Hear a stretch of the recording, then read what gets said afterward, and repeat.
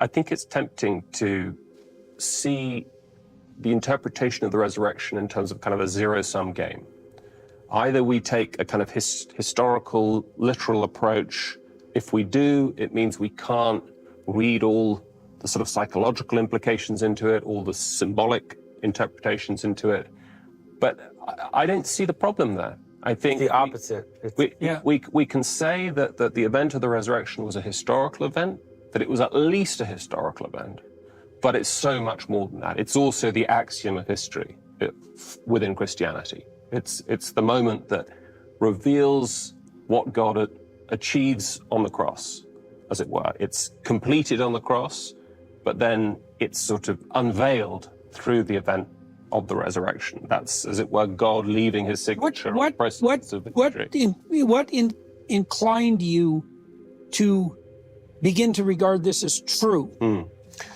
Well, what sense of truth? Well, that's part of the question I'm asking. Okay. That it happened. And what do you mean true? So that it happened. There'd be multiple layers of truth. We might say there's a symbolic understanding, there's a moral understanding, there's a scriptural, typological fulfillment.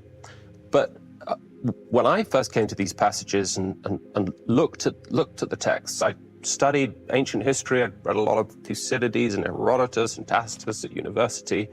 I came to these passages and I thought, well, I've got to treat these texts as historical documents, at least by the same standards as I applied to those ancient pagan historians. And when I read them, I came to the view that this was plainly as well attested a historical event as almost any other in the ancient world. Better attested than Caesar crossing the Rubicon, better attested than the death of Augustus. The skepticism comes with the miraculous nature of it. And you might say, well, it can't possibly happen. And I remember having a lunch with a friend, an atheist friend, and talking him through the evidence, or what I thought to be the strong evidence. He said, well, I just don't believe it. I'm not interested in this evidence. I said, well, what if I showed you, what if we could see a DVD, if we could actually see a film of it happening?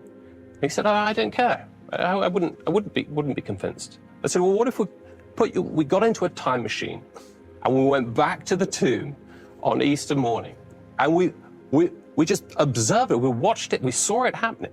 Would you believe it then? He said, no.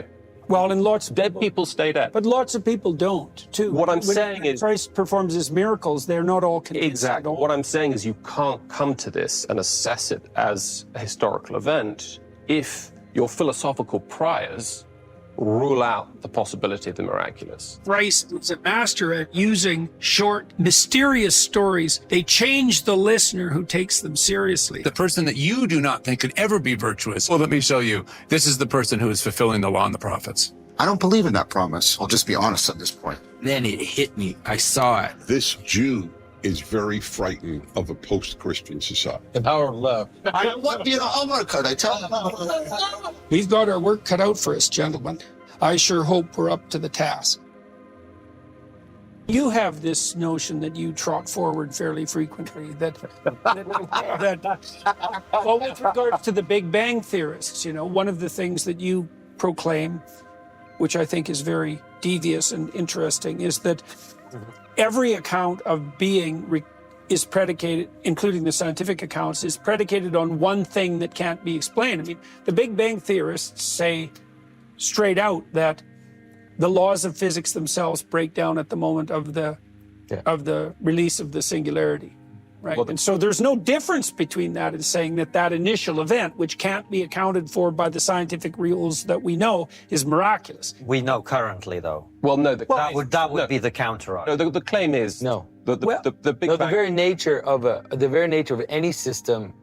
The very nature of any system is that the elements of the system cannot account for its origin. Yes, At every level of everything that exists. And you can never account for the identity of something with the parts. And so you can apply that to the entire cosmos. You can apply it to your car.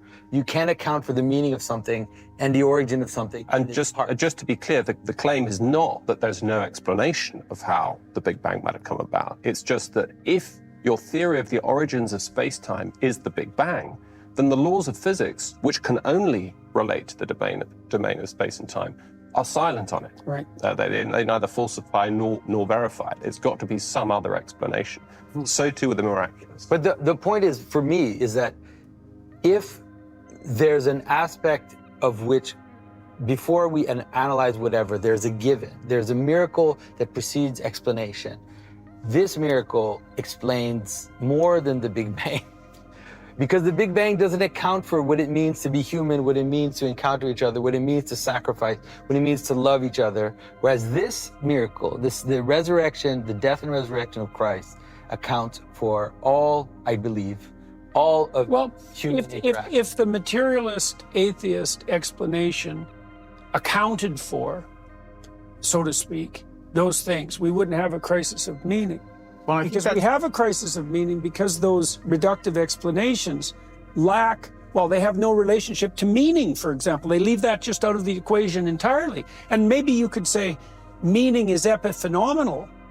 And so you don't need a materialist account, but it's not epiphenomenal. You can't, if you said meaning is epiphenomenal, you're engaging in a profound performative contradiction. Yeah. I agree, John. Okay. I agree with that. But so I'm on board with that. But first of all, naturalism doesn't have to be identified with everything that's derivable from your science. It's also, extended naturalism is also everything that is presupposed by your science. So in that sense, there's nothing unnatural about Gödel's incompleteness theorem, or the fact that you can't derive a stronger logic from a weaker logic logically. These are all, this is part of how intelligibility works.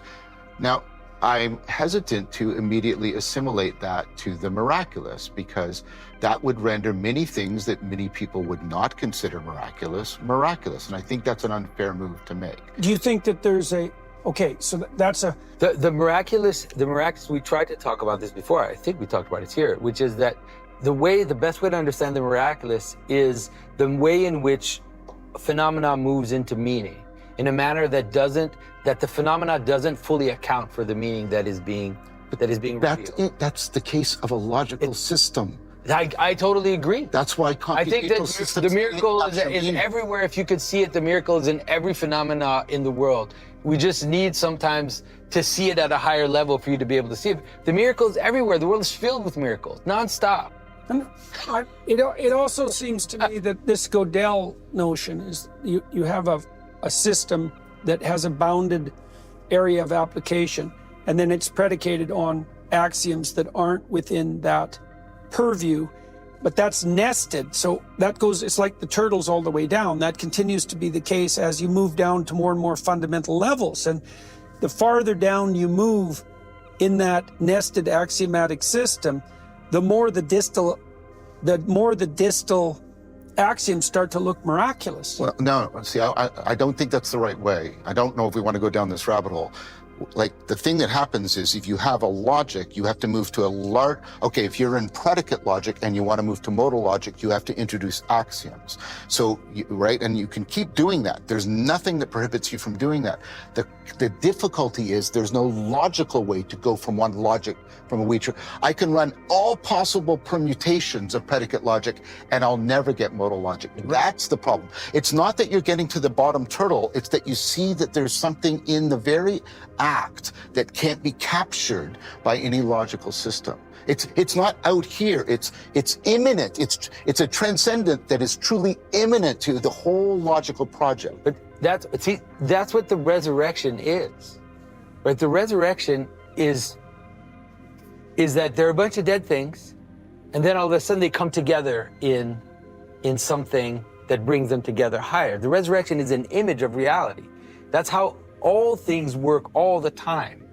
Things are constantly moving from their fragmented, broken identity into one. It's just that the resurrection is like this crazy, world-breaking version of it, where all of a sudden this dead body pops back into its identity, and it's like, okay, that's insane, that's crazy, but it's an image of everything. What did Elon Musk say recently? He was talking about the unfolding of consciousness out of the quarks and leptons that were left over the Big Bang. He said, well, at some point, hydrogen became conscious.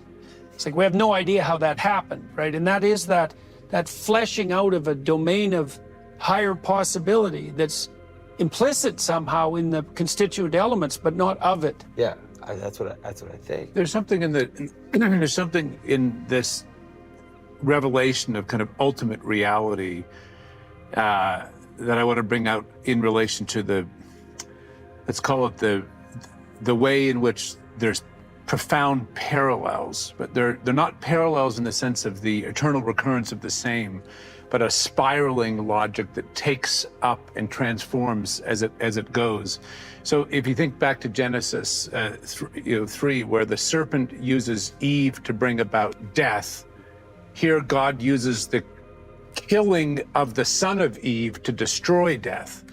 And I mean, God can't die. That's what's really, in a way, going on in the Revelation. It's the revelation that God cannot be killed. At the very moment that evil thinks it has triumphed, it has lost. And there's this profound parallel right at the center there. And I think what you might say that what the biblical story as a whole is revealing about the nature of ultimate reality is that the result of total self-giving is not death, but life. That's like the definition of eternal life. Yeah. And isn't this just very quickly? I mean, isn't this also something about the imagery here that so you have evil. I mean, evil is a fact of our experience, and should you try to separate yourself from evil, or should one try to overcome evil through, at some level, embracing it? I don't mean accepting it. I mean integrating it. Yeah, and I think at the symbolic level, the resurrection is this is bracketing the miracle question.